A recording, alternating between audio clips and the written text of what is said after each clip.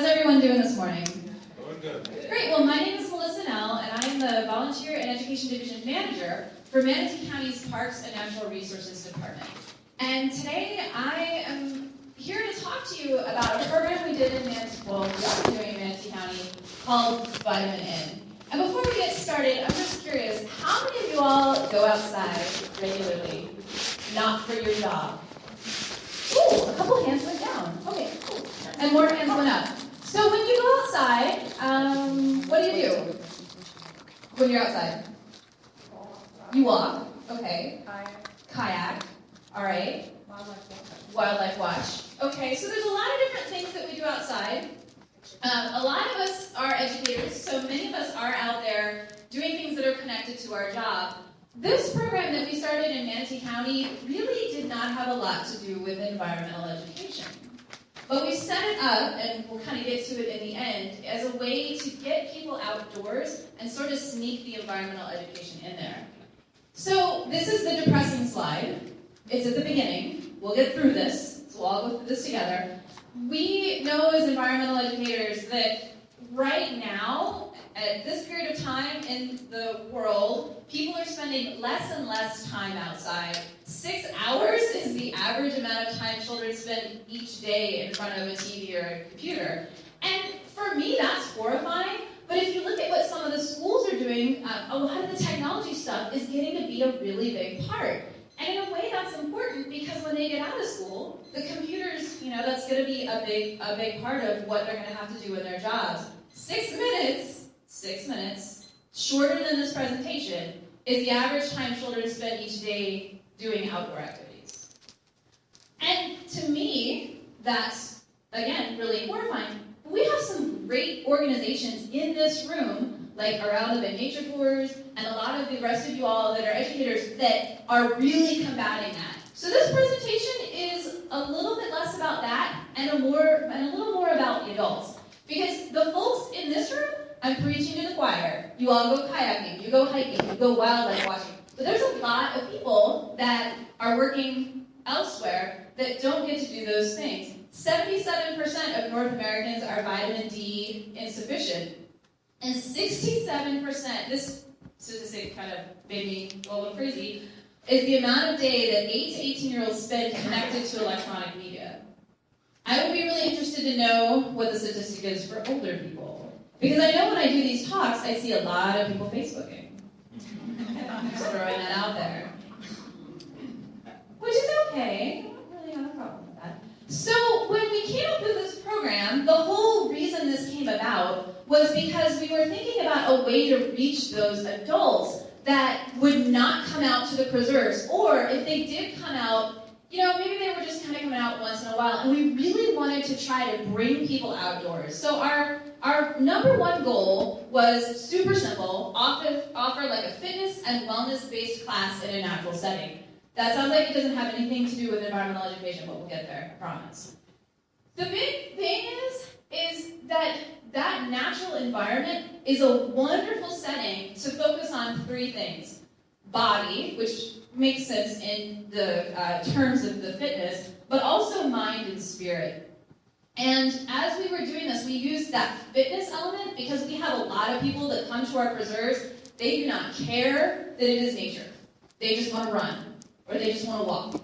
A bald eagle could fly over them, land right here, and they would just run on by and just not pay any attention to it. So we wanted to use that fitness aspect as a hook to get them out there, and while they were out there, we figured we could sneak that environmental education in there. And, for me personally, it's super important to help people establish that connection with nature. I don't get out as much as I'd like to anymore with work, but whenever I do, I'm looking at flowers, I'm looking at insects, I'm looking at the dewdrops on the plants out there this morning were amazing. And a lot of people don't see that. And I know that when I go home and I show those pictures to people, they say, that's incredible. And I'm like, we're 5 feet away from that. I just happened to see it. So we were looking for a way to get people that connection. Not everybody is going to want to go to a bird watching class, even though we may think that's the coolest thing in the world. Not everybody is going to want to go kayaking, but we wanted to find some ways to help them improve physical fitness as well as mental fitness. So So I have a handout that I'll send with Moran, and it has links to all these studies, including this really cool infographic that's actually gigantic, and it comes from the David Suzuki Foundation, where they talk about all the different health benefits of getting outside. And again, we as environmental educators know a lot of this in terms of the education value, but when you start looking at the health value, and this gets me really excited, scientists are looking more and more at these benefits. So if you need some kind of like extra ammunition to justify why you should be doing these programs, why you need extra staff, you can point to things like this and say, well, not only is it cool to have education, but getting outside reduces anxiety, depression, stress, you get increased energy, and even some things that we might not even necessarily have thought of, like 50% lower risk of diabetes and reducing ADD. For us too, nature is super accessible. Our preserves are free. We're staff people that are charged with going out and doing these programs, so we are able to provide these types of programs to just about anybody. They're low cost and they're low risk. Just taking a walk is fairly low risk. I'm going to say that and knock on this. My risk management does not think it is. They made me, that had to really fight to not have them have everybody who goes on one of our nature walks sign a waiver. But it really is pretty low key. So that's a nice kind of benefit of doing the programs out in nature. We also have found that people are a lot happier after they go on these programs. And we've found that when we don't couch them as an education program, and we're sneaking stuff in, that not only are people learning, but towards the end, their mood improves too. We do kind of like a one-word check-in. Before we start the program, we ask them to say one word about how they're feeling today. How are you feeling today, sir? Doing great. That's 2 words, but that's okay.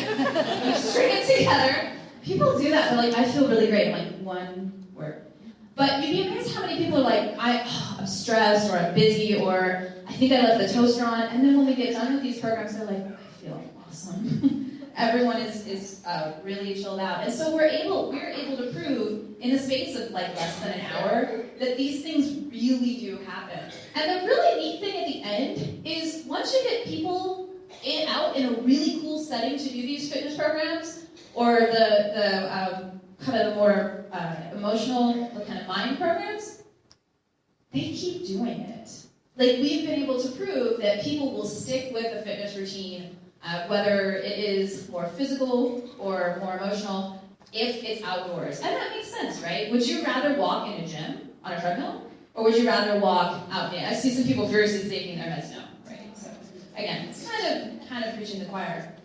So one of the things, so the physical fitness programs, like that's pretty, like we can probably understand, and I'll give you some examples of programs that we did. But the one that we did for the mind, if anybody has watched Oprah, or whoever her doctor is, it was Dr. Phil, now it's someone else. Oz, thank you, whoever said that. I love you. So this thing has gotten huge. We started this program 3 years ago, before mindfulness was like the catchphrase you see on every like magazine in the grocery store. Now it's really big though, and that makes me super excited because we are a culture that prides itself on multitasking. If we're not doing 10 things all at once, sometimes we feel like we're not doing enough. And we have a tendency to rush through our days to get from one thing to the next. Part of this program, because the vitamin N stands for nature, was the mind, the body, and the spirit. And the mindfulness ties in the mind and the spirit. So what we decided to do, and again, this is totally free. You don't need anything special to do these programs. All you need is a place to walk, and occasionally I have to put Aiden down at the end of the trail to ask people to not come down the trail because this particular program, it's a walk that we do in silence. And when we first started doing these programs, it was amazing how many people can't do things in silence. That was interesting to see. But it can be done at any age. I've done it with little kids. I've done it with adults. Which group do you think would be better at it? Yeah, the little kids are great at it. So there's a challenge for you guys. It's really easy seamlessly integratable into what you're already doing. We were doing tours to go out and see our eagles.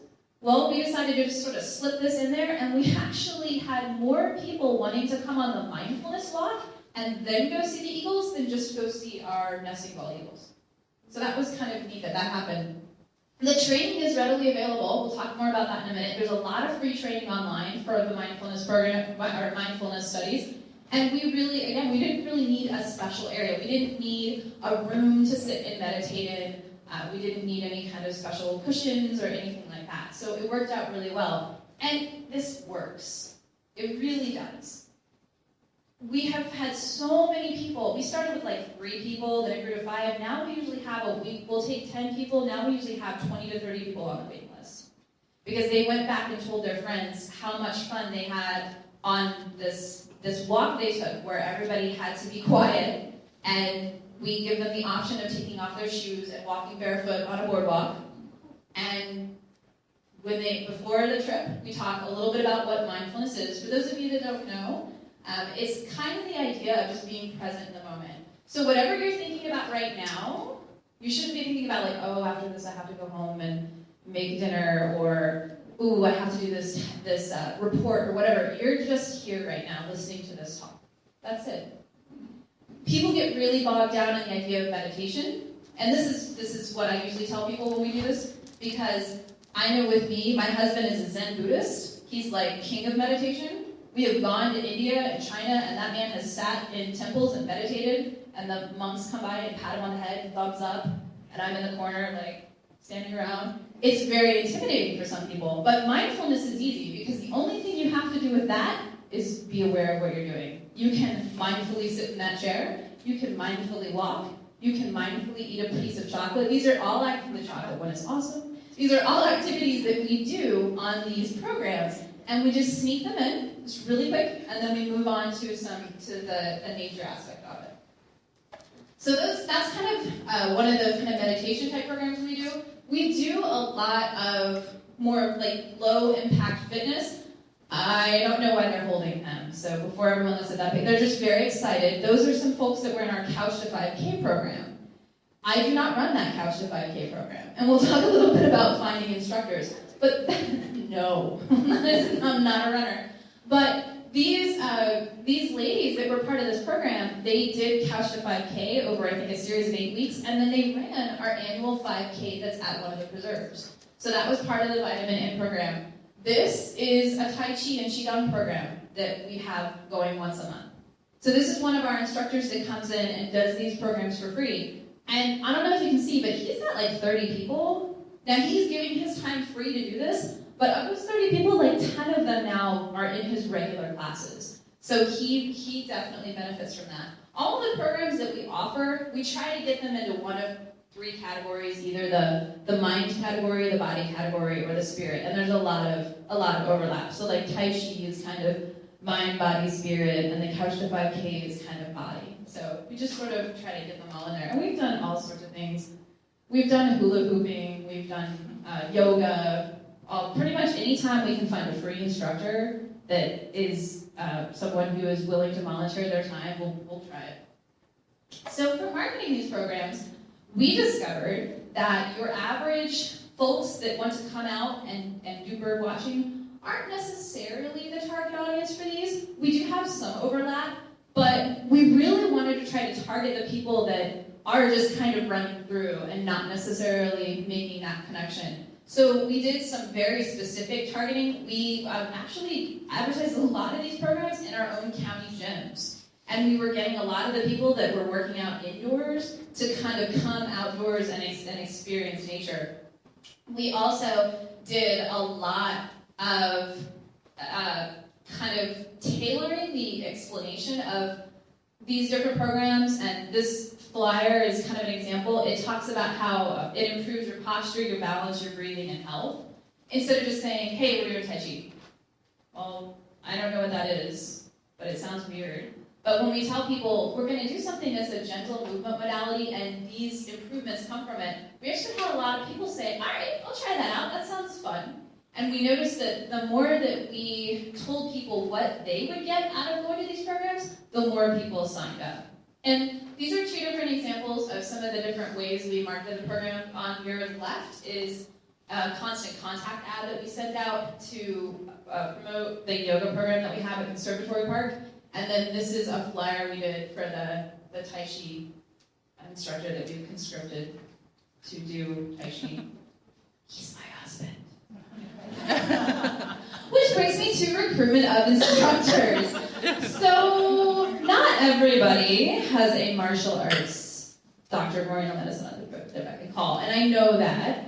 But I will tell you that a lot of the people that are either yoga instructors, Pilates instructors, personal trainers, they have to pay for marketing. They have to pay for advertisement. So if you, as part of your email list or your programs that you're running, can offer them a chance to advertise, that is gold. So for us, when we find our instructors, this is one of our yoga instructors, we do start with staff and volunteers. Our Couch to 5K program came from one of our interns who was super passionate about running because, again, that was awesome. I am not. So that was her bag. And now it's carried on by one of our educators who's also super passionate about running.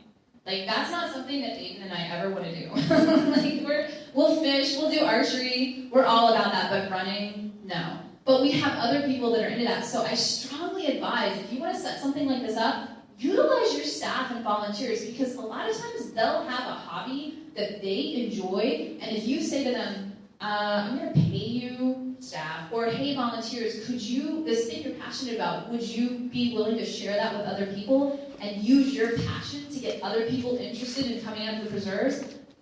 Yes. A lot of people, are more than happy to do that.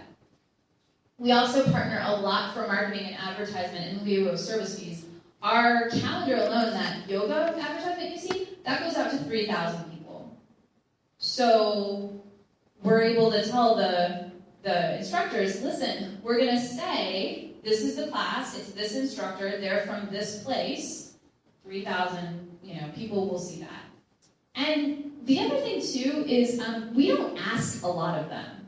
We don't say, we would really like it if you came out twice a week for 4 hours, do 16 classes. No, we approach it and say, could you do like maybe one class, once a month, every other month, or if you want to do every month, that'd be great.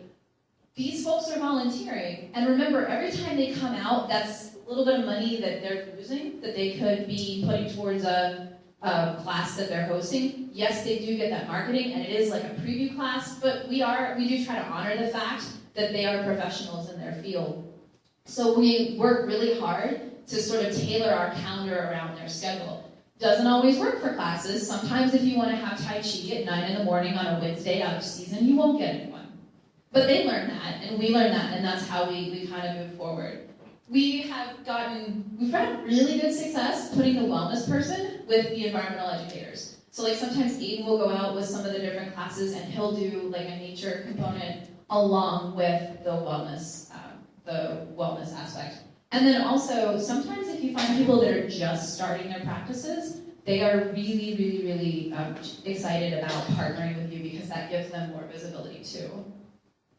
So resources, these are 6 books that I pulled off my bookshelf and took a picture of before I came here. So and I have in the resources that I'm sending to Moran, these are all listed. A couple of the books, John Kabat-Zinn and Thich Nhat Hanh are like the 2 big names that you hear when you talk about mindfulness. Both of them have some really cool books on either mindful movement, which is great to do with kids, or mindful walking, which is how our Silent Stroll mindful walking program started.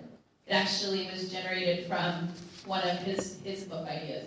There are also different books for different types of walks and different activities you can do. The free training programs, there's one that goes through the science of Berkeley. It's an online class, and it is kind of a long, I think it's a 6-week course, but it is free. And there's also a really cheap, I think it's like $50 mindfulness training through the Mindful Schools Foundation. I recommend those because if you want to have these types of programs, I guarantee you someone is going to show up who has been a much longer student of this than you have. So you want to be able to know what you're doing and know what you're talking about and be able to run a good program, if that makes sense. I would never have done this myself if I hadn't gone through those trainings.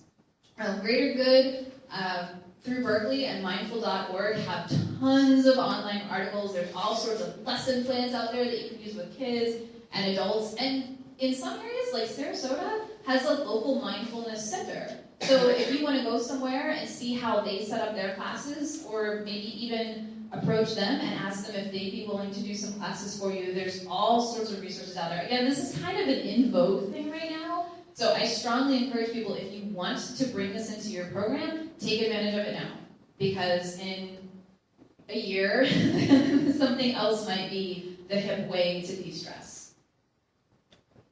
So when it comes to getting the nature in, this picture is at Robinson Preserve. This is where we start our mindfulness walk sometimes. And it's a little hard to see, but we're surrounded by mangroves. To get to this spot, we could drive up to it, or we could stop the truck 10 minutes away. So we stop the truck 10 minutes away, we get everybody out, and we do a 10-minute nature walk to the spot. When we get to the spot, that's when we start talking about mindfulness and what it is and what's going on. So, again, with these programs, whether it's the Couch to 5K or the Tai Chi program or some of our mindfulness, it's not a huge intention to get them to understand 27 concepts about environmental education. We usually take one theme, real simple concept, as a platform, and we change it, but that is our main crux. And usually it will focus on the habitat, because we're there, and that's the best setting for it. When we have found that when we do these programs, just that exposure leads to excitement.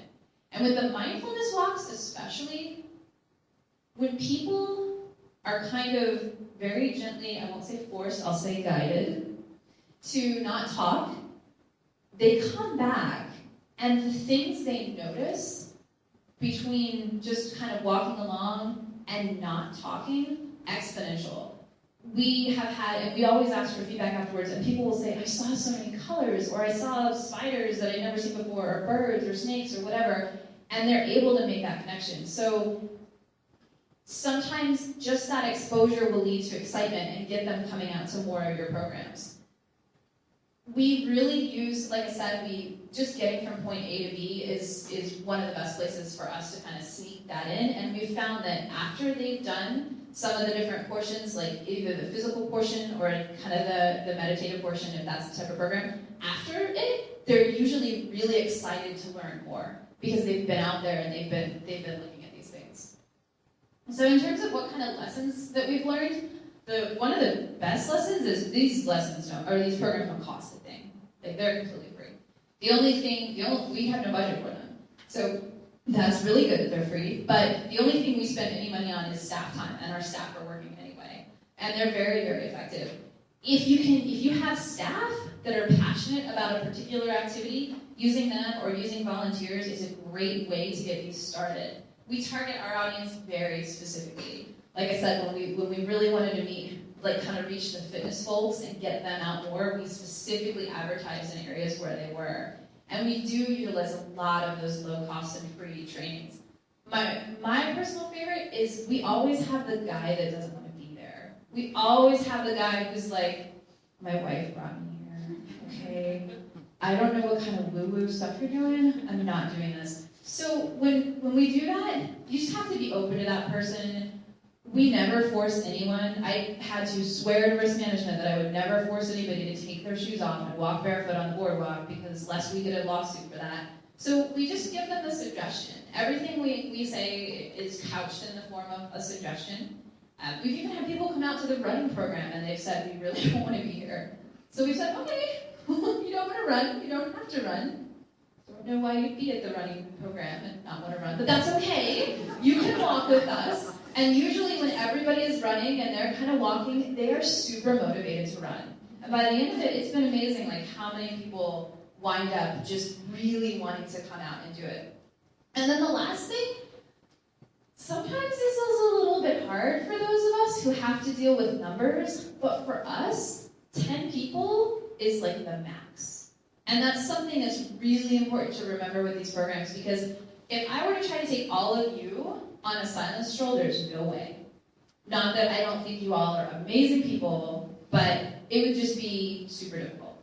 So we have found with these types of programs that it's not so much quantity that's important, but the quality and the richness of the experience really comes from having those small group experiences.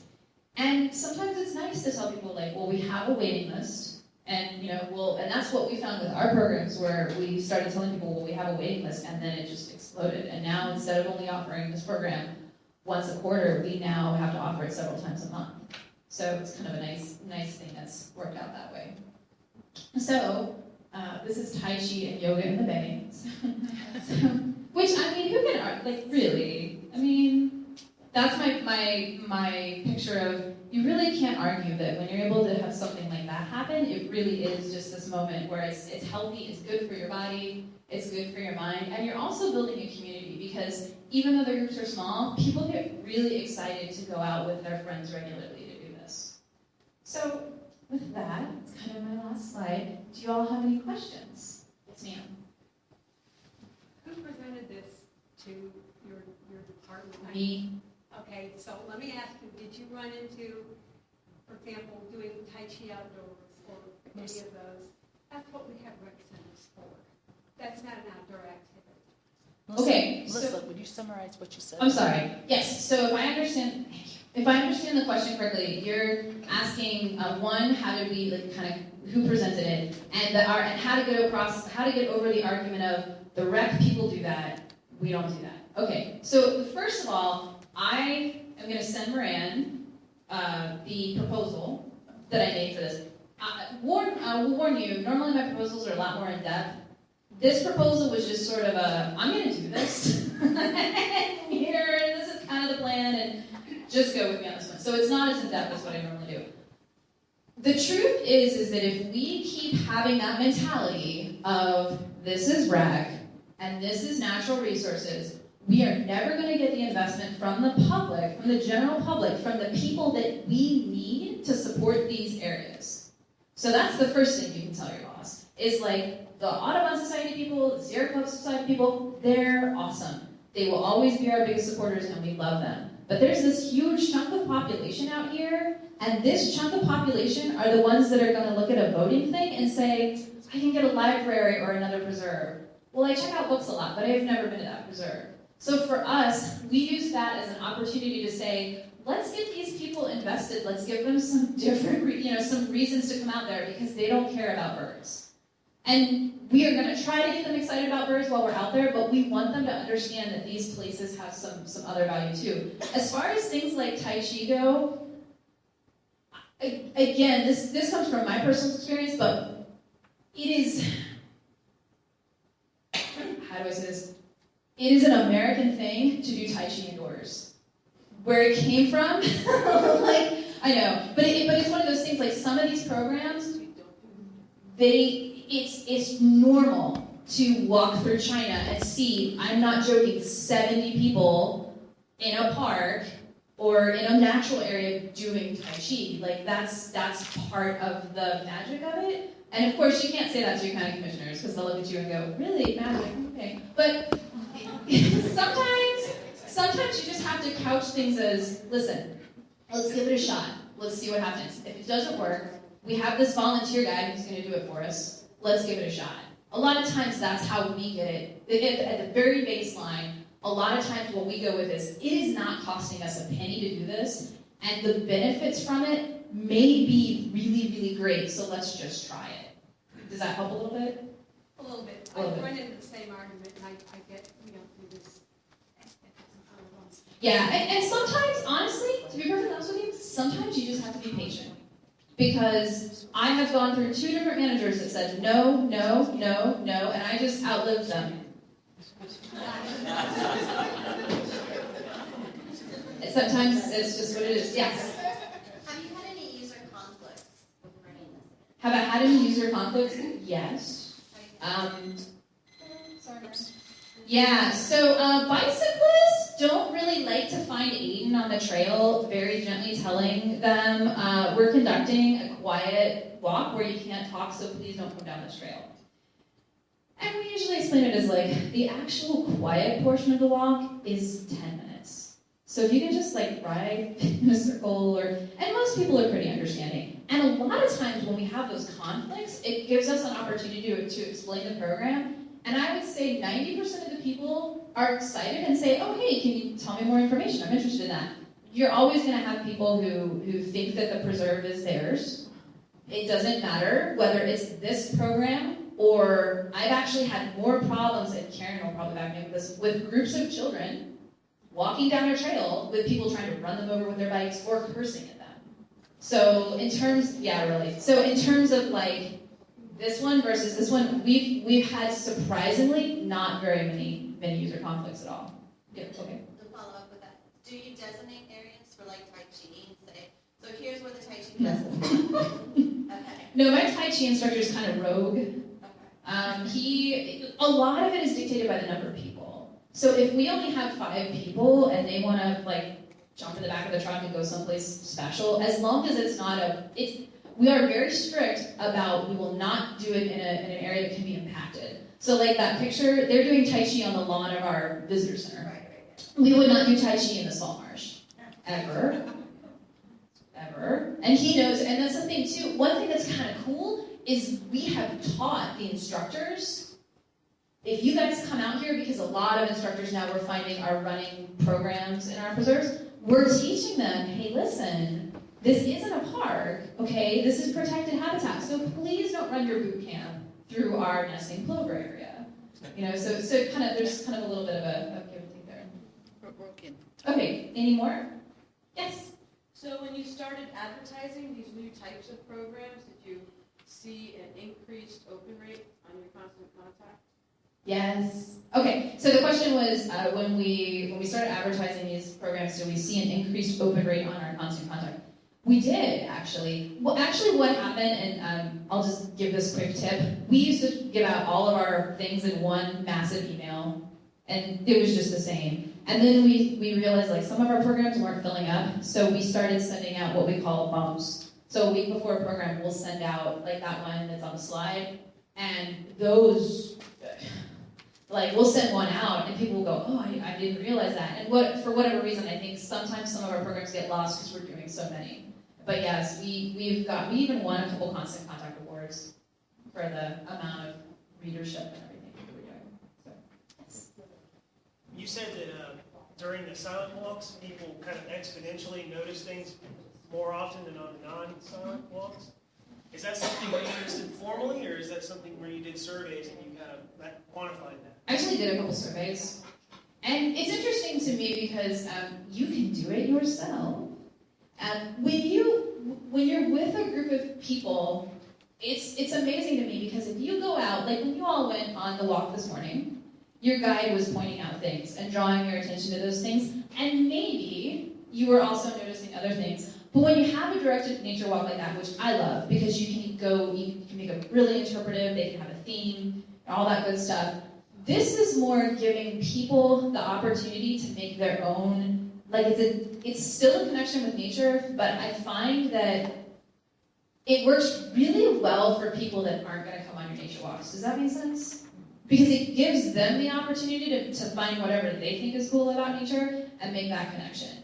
Because I've even asked some of the people that are like, I have this one lady who has studied, and this is what I was talking about, you will have that person who shows up. She studied meditation with those 2 people that wrote the books and then showed up on my walk.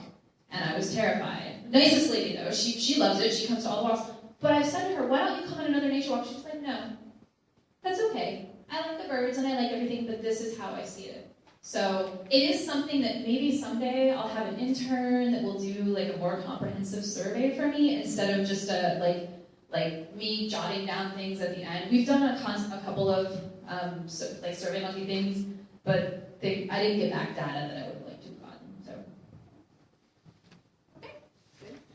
Well, thank you very much.